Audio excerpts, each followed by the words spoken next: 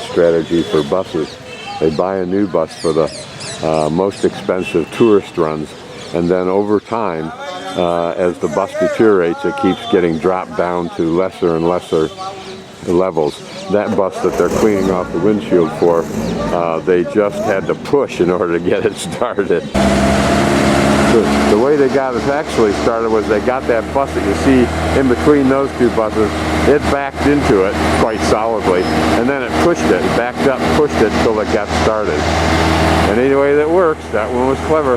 This is the bus to Fatehpur Sikri, according to the man who drove it over here and got off. There's the battery that starts this one. And there's the air conditioning system. You can see right straight through to the outside.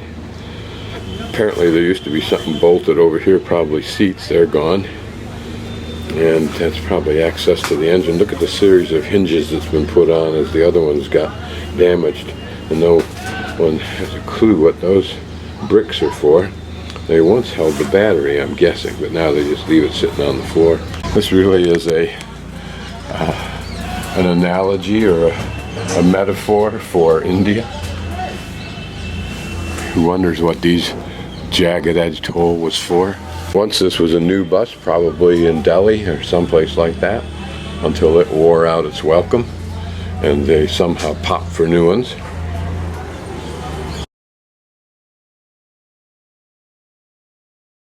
This is the bus station at Fatehpur Sikri, and this is the little town, I guess, or the main drag for the market. Down here is where we go to find the Victory Gate. Don't know what this one is.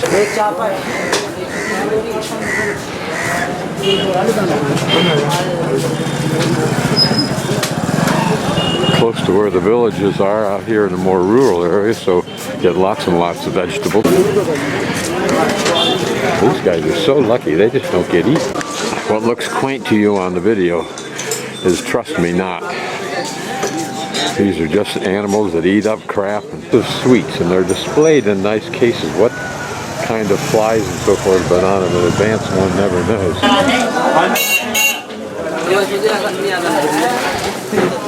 Here the market branches off. Maybe I'll come back this way if that seems interesting. Another arched way there. No signs directing, but if you ask enough people and show them the picture, they give you the directions. As we walk up the hill above the town, that looks like a hammam. Typical design, but whether it is or not, I don't know yet.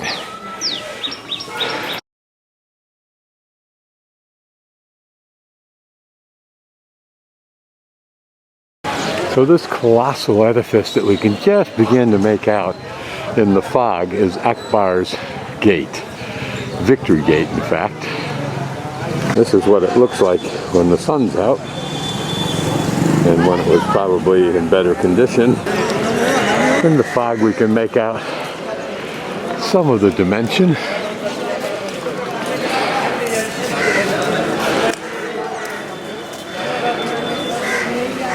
Like the Taj Mahal, notice these two vertical bands, one on either side of this arched stairway, that have the calligraphy Islamic, I'm sure, or Mughal.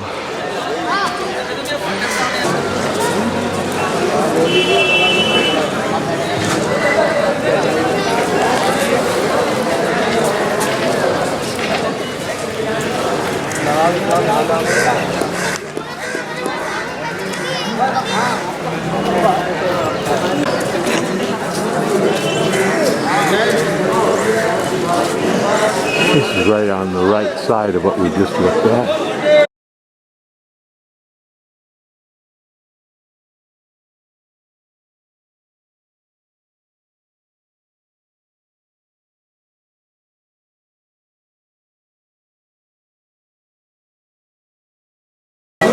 Okay, having taken my shoes off, we'll enter here. This is the Great Mosque, one of the great in India.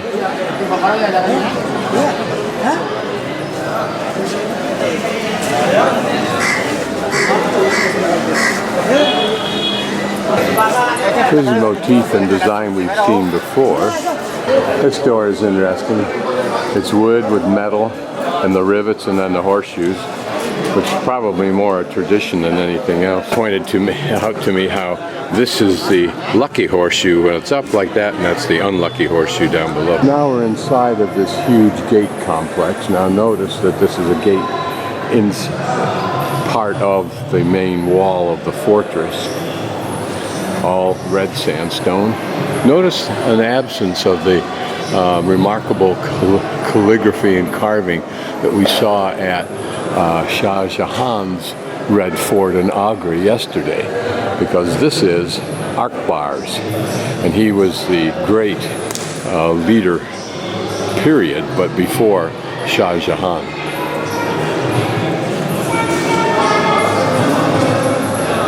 Now we're looking into the central dome of the great arch entry building, if you will. And there a view looking down the rest of the way. We are now in this complex, as you can see.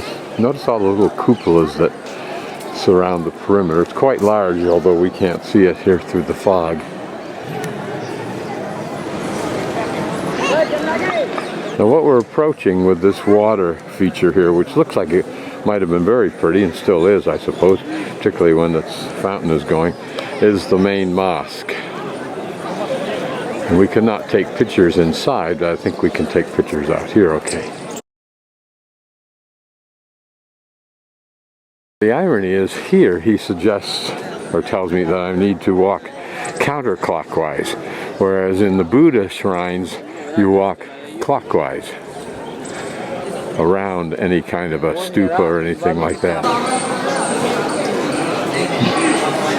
Notice it's not, it looks serpentine, but it's not snakes, because they don't portray living things like animals that might be construed as icons or as worshipping idols. Here, this very lovely idea that they have here, I call them jalouses. I'm not sure that they're anything other than what we would call a grill, but you'll notice that there are different designs here. And how pretty these would be, and functional, in Arizona, particularly if you had a screen behind them. Notice how pretty these are. We'll take a closer look now.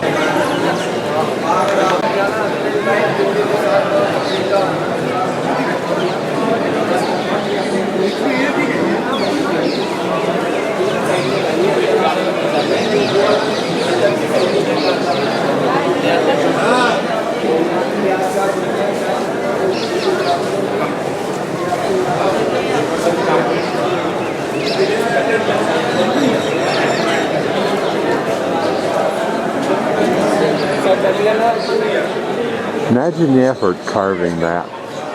Before we go into the mosque itself, that we're looking at a number of tombs. So it's like a cemetery inside this mosque area. Very much analogous, when you think about it, to cemeteries around and underneath Christian churches in some places.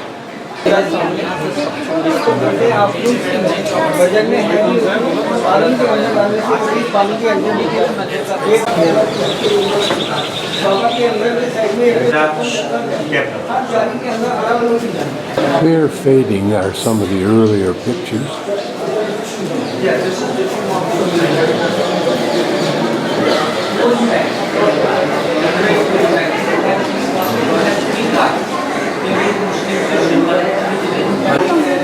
Now, in the same way that Akbar sought help in giving birth to a boy child, women will come here and tie these strings on these jalis outside the main inner mosque area in the hopes that they too will give birth to a male child. I, of course, on my building, if I build a house with these, will allow no strings anywhere near the house. Notice this used to have a backdrop of blue to make the calligraphy stand out. Here we have what look like the allusions to flowers, and they may be.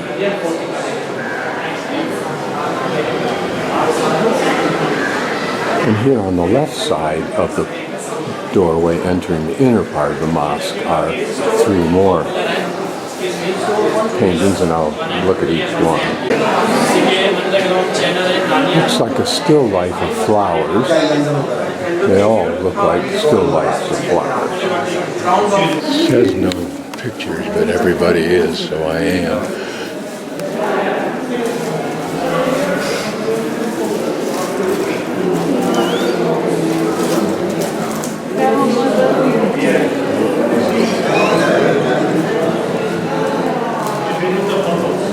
People tying ribbons on.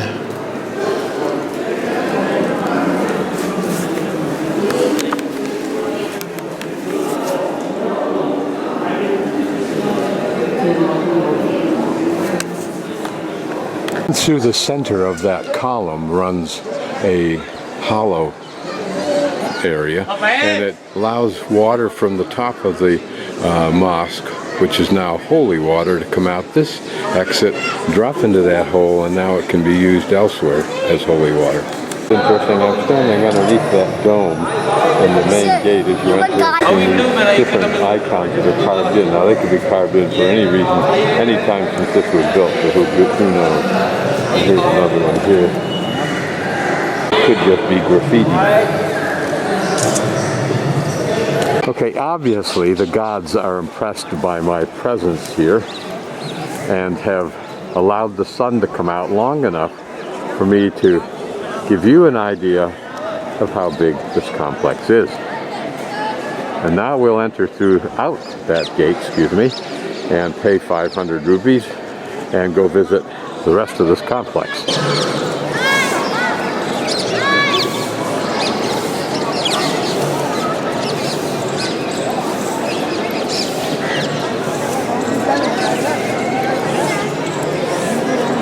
And there, a gate that almost looks similar in size, but not quite as big and massive. I wonder what the significance of these multiple, I'll call them little kiosks or onion shrines on the top. Why so many? Simply style?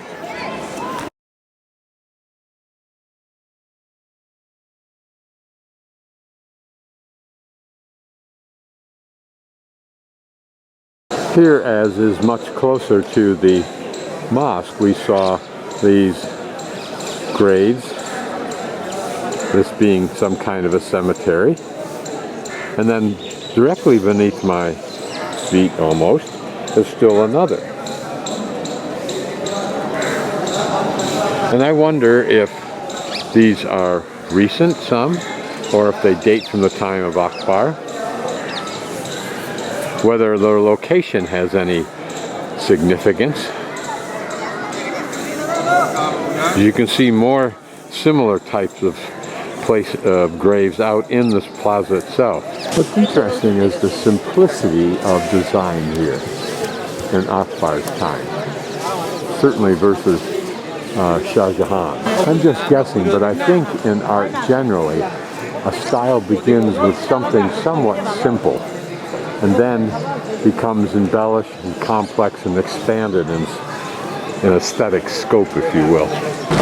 I've exited there. In the background to the left is the top of the Victory Gate. We've just exited through that gate. Now we'll proceed past what is another somewhat nicely maintained cemetery, as well as ruins for something else, down to where I think we get tickets to go see the rest of the complex. And across the street I'm walking on more ruins. Pretty green area I've seen in India. Interesting, a family of dogs, but the young white ones seem to have privilege to the tit and the other two don't. I don't know if they are non-related or not. At this intersection is the stables or Haram Sara, and then Jad Habai's palace this way, so we'll go this way and then come back and hope we can find that. Here we see the thick layer of plaster here, almost 3 inches, maybe more, on these buildings. This apparently is the palace complex, so I'll see if we have access into that.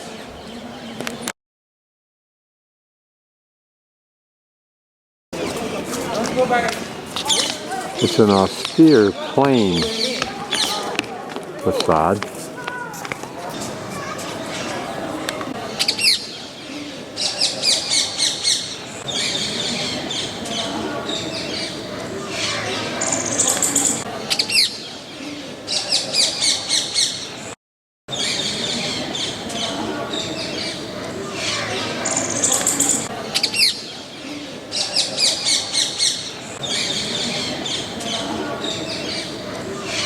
Entrance into the palace.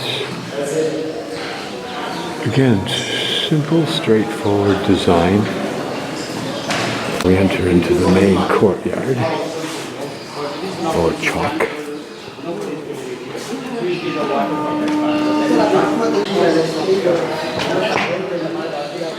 Again, very plain, very austere, almost fortress-like. Blue tile up on top that might have added some color. One of these courtyards will go in, and I don't know if they identify them or not.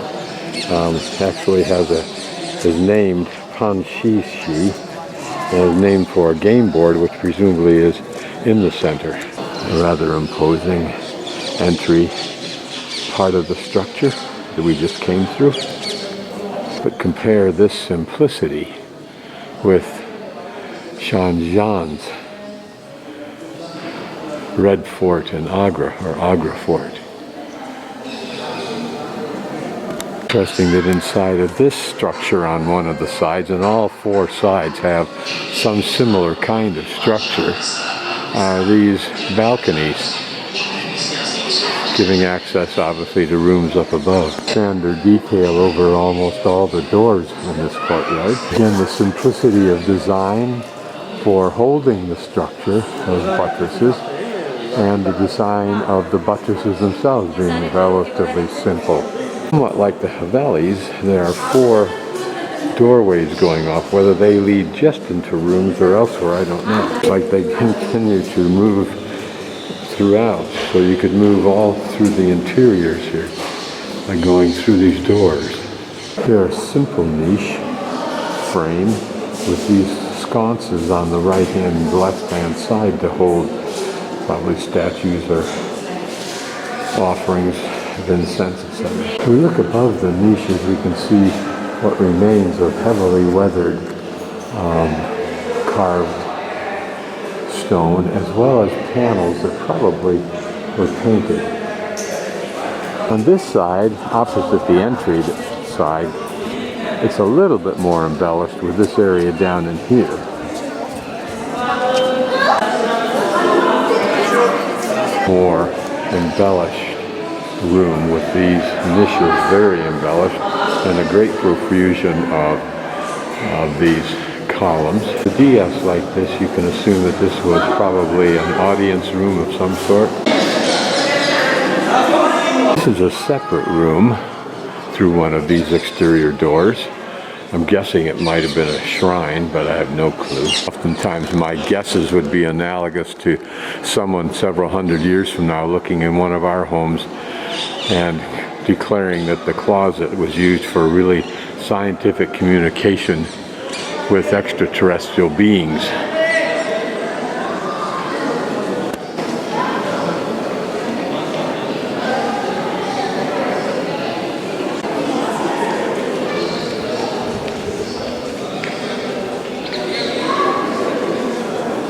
Having seen nothing particularly alluring, we'll exit and hope we find more. Being in front of the palace and looking across its front face, in other words, parallel with it, we look deeper into this complex with this square building, that first tower we saw in that area over there, and this little side portion.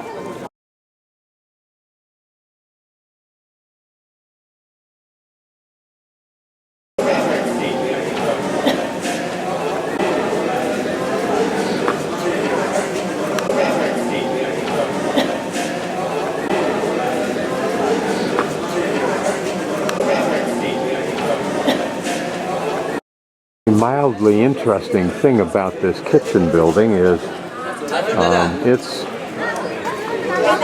symbol or graphic carving. It's absolute simplicity. Just entered this square building in the center, and here you can see the remnants of some kind of painting up there and some blue color here, so we can know that these rooms were probably quite beautifully decorated. This may give us a hint of even more, at least the color.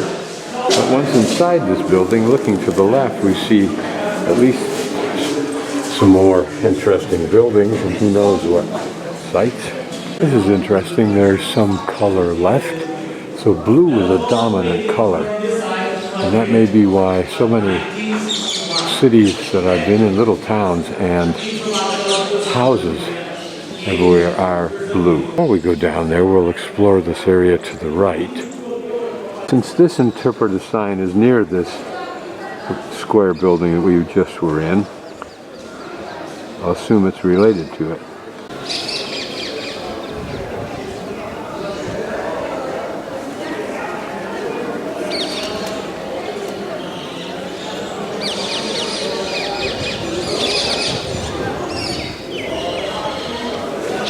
So there's her mansion.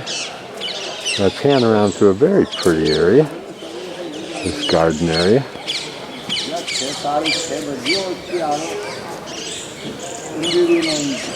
Several different levels to it.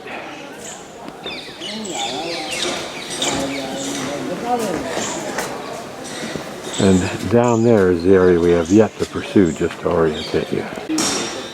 This complex capped with a tower or an onion shrine or whatever you want to call it is a pretty layout. Particularly as it looks down onto this garden. And this garden, one can only imagine how it was planted out. It may have included down below an orchard area.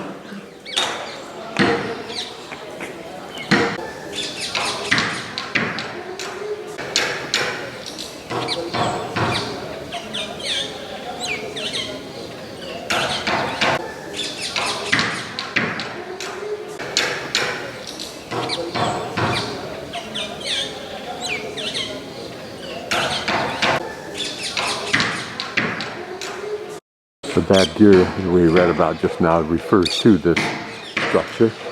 But notice the mosque-like protrusion of temples. I say mosques, the kind I saw in Spain. But the walls are slabs of what look like 4-inch thick rock. As I go down these steps, you can see that this was much more than simply what you see. There was something that went up as a wall, forming some kind of an archway. You can even see the little holes over there on either side of the doorway for pivoting the door. Those grooves for locking in that stone. This is another very large chalk. Remember, there might have been 1,000 people that lived in this complex and or worked in it. Try to imagine what these spaces might be used for. Shops in here, perhaps? Restaurant? Same thing with our cities. Strip out all the signs, drop a Martian down. What are they going to describe each area's use as?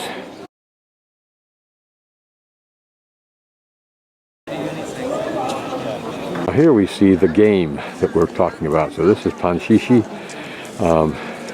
square or chalk, and you can see the layout. It's in the form of a cross, but with some curious markings here that certainly, of course, were pivotal to the game. And you can see the same triple design over there and here. What's interesting is to wonder if anyone knows the rules.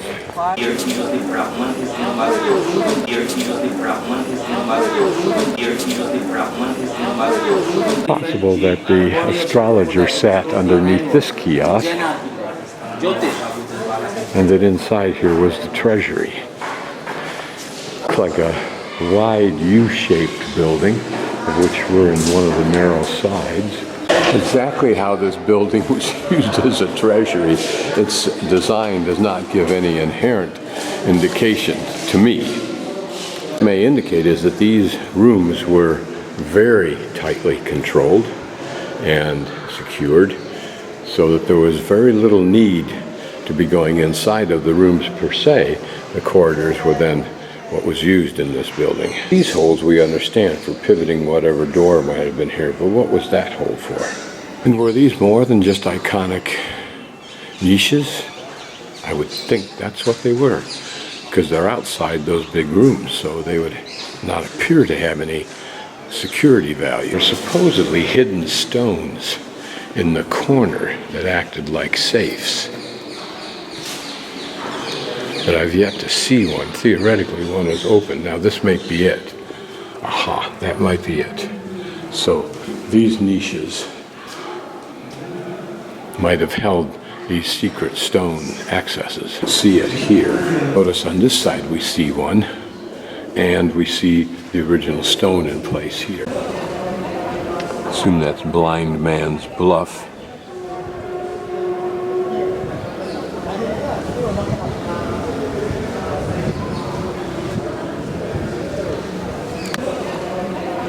Assume that's Blind Man's Bluff.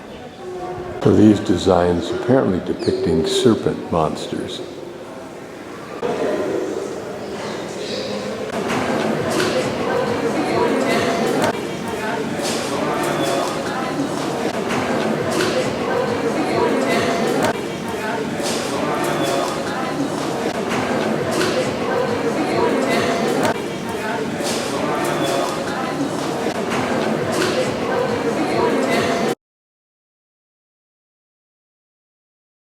This is the Dawan Ikas, or Hall of Private Audience. Very unique amongst all the structures I've ever seen architecturally. It has 4 bridges, as you can see, going to this magnificently carved or created central pillar. And it was from the top of that pillar, which appears to have banisters, that Akbar would then range back and forth along these bridges, asking his advisors and other notable, knowledgeable people questions, and then they would debate that in this room. Singularly unique, in my experience, in both design and in function. But it begs the question, how did others conduct? And I assume it's from the same kind of building, but just with a center seat. Not necessarily located in the center, where the mucky muck would interrogate his visitors.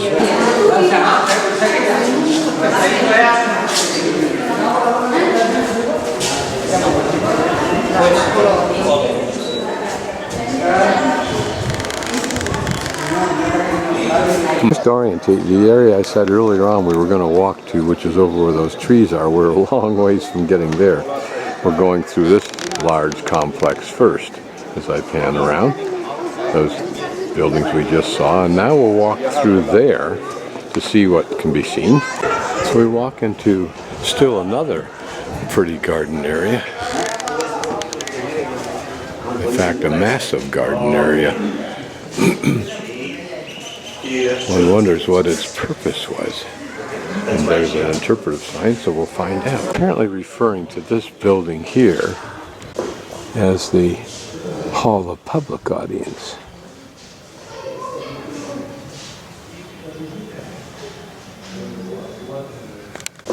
As the Hall of Public Audience.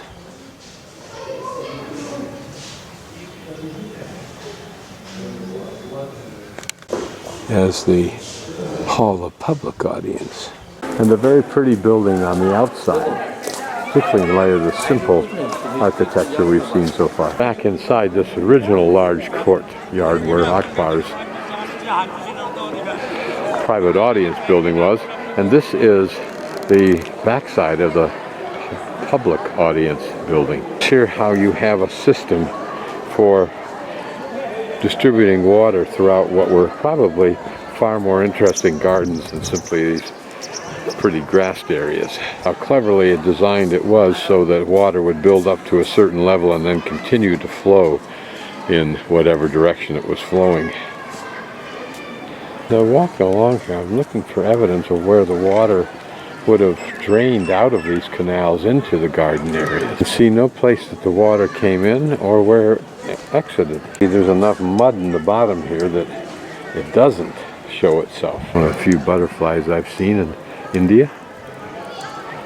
Notice a more complex layout here, with this portion kind of terminating, but notice that there is a trough where the little chipmunk is.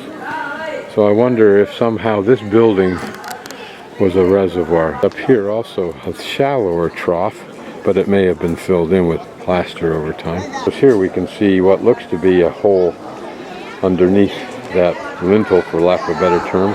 Here, 3 or 4 stones that had holders for posts. So this is the home of Akbar's Turkish wife, if we can believe what they say, and there's some issue about that.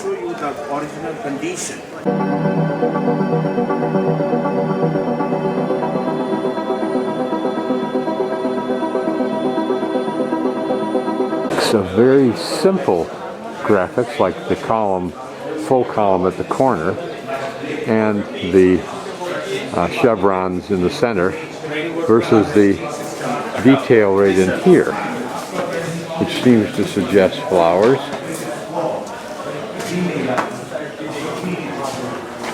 Novel. This is the eave, if you will, over that juts out from the wall. Those are lotus leaves, apparently.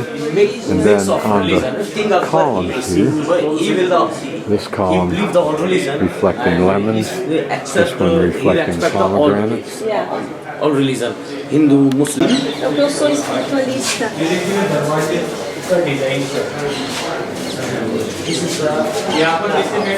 Showing some of the fine detail in this home. Very small house. My guess is she didn't do a lot here, except maybe, I don't know what she did, but certainly her life was not centered on this cell. As pretty as the graphics are,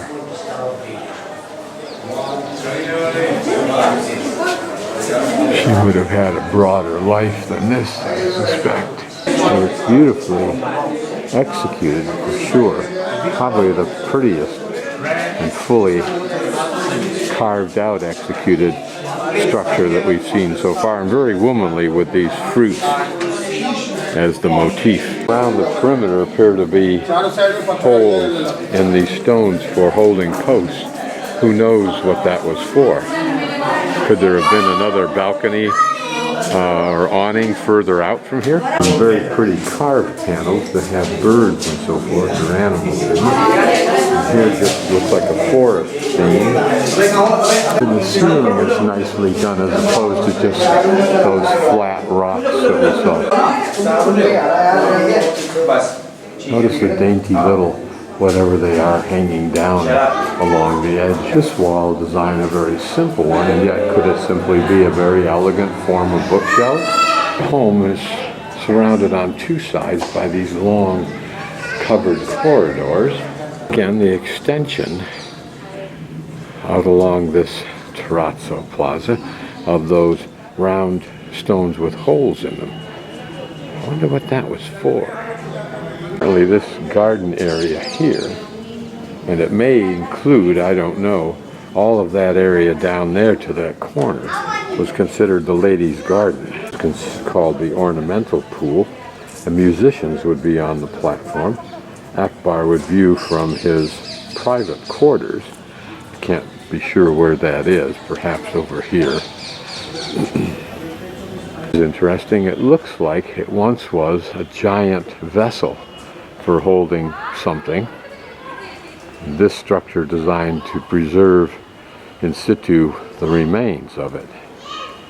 Does not appear to have any way to get down into it. Could it have simply been a cistern? This is the imperial residence of Akbar.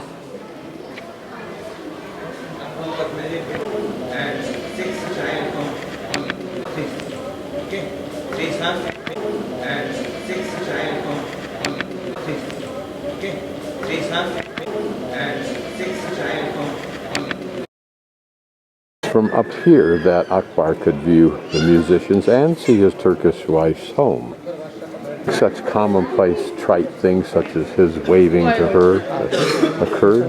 Very simple is this construction. This room is interesting because of the little bit more elaborate design of those arches for each niche, and there are large niches and one to see through, or at least let light into that area. This is the inner room of this Akbar's home.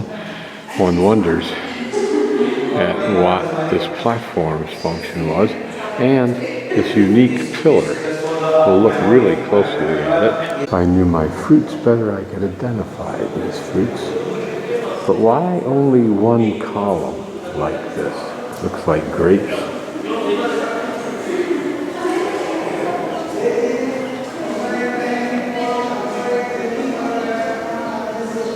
Two sides.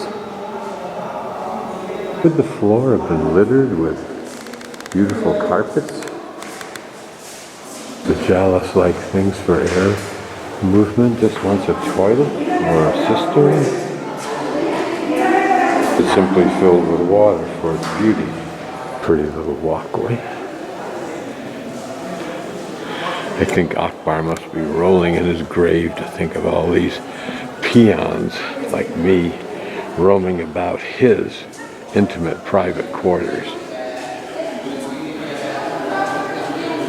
On the other hand, he'd appreciate the government's making some money off it all this time and will into the future. Notice part of the drainage system, and we can see that it alludes to some area beyond this building. Notice on the kitchen these ports, perhaps for smoke and so forth to drift out. And why that slant? Is it slanted inside? Let's see. Some of the finer detail. Beautiful. So now we will go where I said we were going to go earlier, into this part of the complex. Notice how ventilation is provided for. I mentioned a women's jala so they can see what's going on, and ventilation. The complex not worthy of being restored in any way at this point.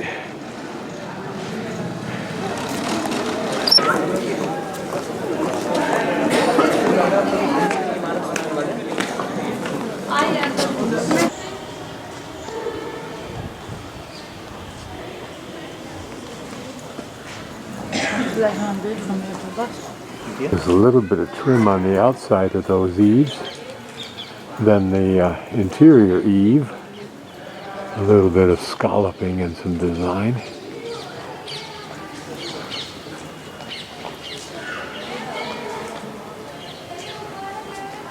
A dramatic entry.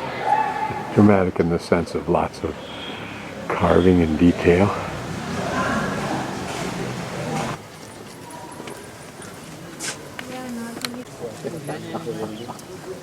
Guessing that these are what they look like, latrines.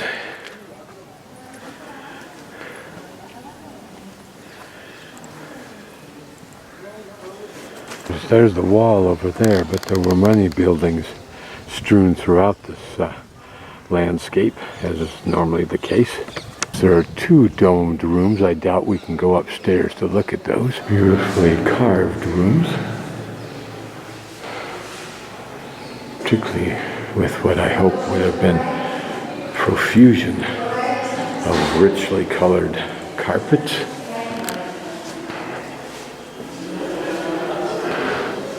Notice how nicely the ceiling's done. I wonder how they keep those stones up there.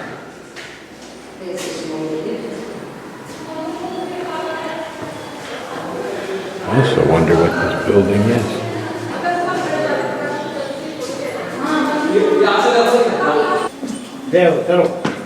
One, two, three.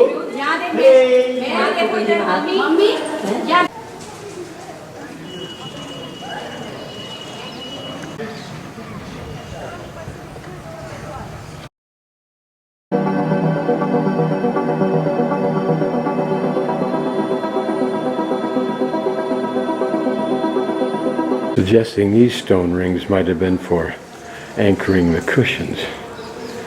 Or not cushions, but curtains. I don't know, to me it looks like a perfect place for camel or other stables. including this area here for throwing grain, etc. But apparently it was, as the sign says. As they say, it must have housed a huge number of maids. Now, if it were me, I could see this as the place as my harem. And then we would frolic in this open area.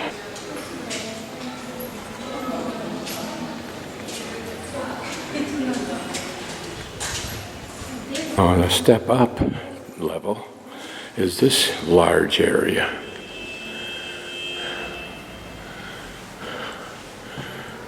Would that have housed more of these ladies? And with these square openings, seems like that should be for ventilation. Note that it's actually quite cool inside this stone building.